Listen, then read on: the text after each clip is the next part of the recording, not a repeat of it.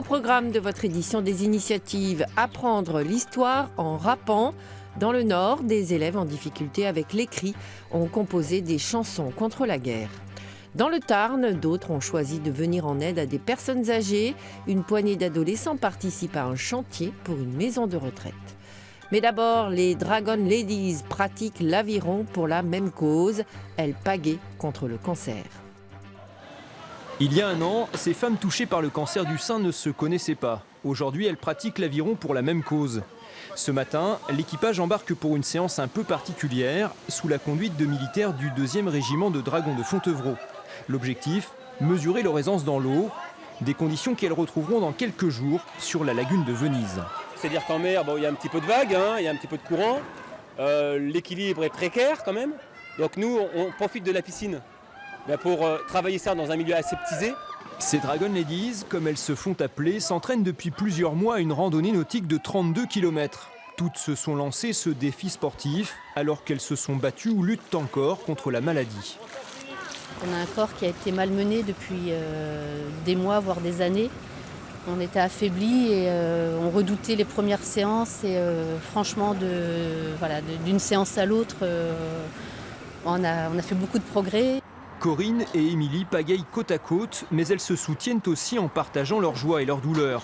Rejoindre ce groupe leur a donné la force de se reconstruire physiquement et moralement. L'après-cancer, c'est aussi une phase qui est compliquée. Parce que d'un seul coup, tout l'entourage médical qu'on a pu avoir pendant les traitements nous lâche un peu dans la nature. Donc il faut rebondir, il faut reprendre notre vie d'avant, ce qui n'est pas forcément simple. Donc je pense que c'est aussi une façon de retrouver de la confiance en soi, de l'estime. Les Dragon Ladies attendent avec impatience cette course internationale qu'elles disputeront hors compétition. Quelle que soit leur performance, elles ont d'ores et déjà remporté une belle revanche contre le cancer. Dans le Tarn, des élèves ont choisi de manier la truelle pendant leurs vacances scolaires. Engagés sur un chantier intergénérationnel, ils réalisent des travaux pour aménager l'extérieur d'une maison de retraite. Pour ces adolescents, la technique est déjà bien rodée. On est en train de ratisser le sol pour que ce soit plat et qu'on puisse mettre les pavés après. Vous préparez quoi là? On prépare une terrasse pour mettre après une table pour que les personnes âgées puissent aller au potager et voir comment ça se passe. Ces jeunes manient bétonnières, truelles, rouleaux et autres engins de chantier. Leur but, aménager l'extérieur de la maison de retraite de Réalmont. Les objectifs sont nombreux, construire une terrasse, des carrés potagers mais aussi un chemin en pavé accessible aux fauteuils roulants. J'ai appris à poser des pavés, faire du ciment. Ce que j'aime bien, c'est le travail manuel déjà, j'aime bien. Puis là, c'est surtout, on travaille en équipe des fois, donc voilà, c'est ça que j'aime bien. Après quelques coups de truelle et de nombreuses pelletées, les travaux prennent forme sous le regard admiratif des résidents. C'est formidable cette association avec ces jeunes et au milieu de toutes qui viennent nous aider, voilà, sur nos vieux jours. Et voir travailler avec le sourire, malgré quand même le travail qui est dur quand même. Elles n'ont pas l'habitude de faire ça. Mais ça me fait du bien quand même de ne pas rester cloîtrée dans ma maison à rien faire. En même temps, ça me rend joyeuse d'aider des personnes qui ont besoin d'aide.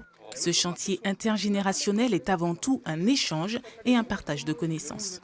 C'est un échange aussi pour les résidents, ça fait aussi une animation de voir des jeunes et puis je pense qu'ils sont contents aussi de voir qu'il y a des jeunes qui s'intéressent à eux.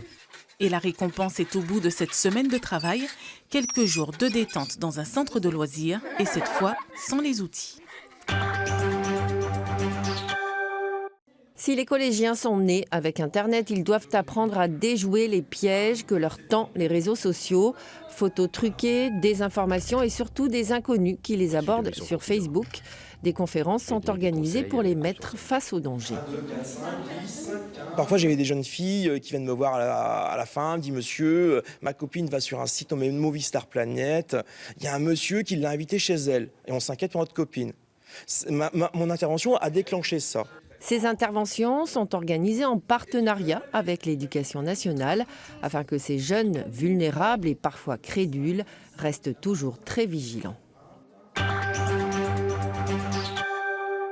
Enfin, apprendre le programme d'histoire en chantant du rap, c'est ce que font des élèves en bac pro à Denain dans le Nord.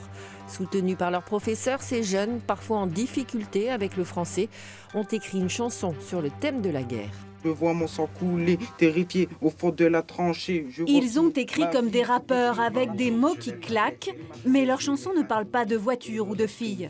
Le thème, c'est la guerre. 14-18, 39-45, leur programme d'histoire.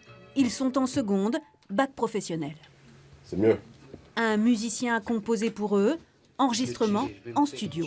Ça fait peur, parce qu'on voit que tout le monde nous regarde. Donc on a un poids, on va dire. Mais après, quand on a commencé, ça part tout seul. Je fais tourner quelques disques, les mélodies qui me plaisent, je les retiens. Et après, je prends un morceau là, et puis j'essaye de les agencer les uns avec les autres. Et des fois, ça donne quelque chose de bien, comme ça peut donner quelque chose qui a pas de sens, quoi. Et là, je trouve que c'est bien. C'est bien, je suis fière d'eux. Ils peuvent être fiers d'eux aussi. Pour les professeurs, c'est le résultat de toute une année de travail, un défi, réconcilier des élèves parfois en très grande difficulté avec l'écrit. Ils ont beau être en lycée professionnel, ils ont beau être en chaudronnerie, mais ils sont capables d'écrire des textes, ils sont capables d'avoir des idées, et ils sont capables d'aller jusqu'au bout de ces idées, d'être de futurs citoyens, de pouvoir aussi parler de leurs ressentis par rapport à des événements qui peuvent avoir lieu aujourd'hui, hier aussi, et qui ont encore des répercussions de nos jours. Le lycée Kastler de Denain possède un monument aux morts et une stèle en hommage aux victimes de Ravensbrück, et bientôt donc un rap contre la guerre. Il finit par mourir, je lève la tête terrorisé, je me mets à courir.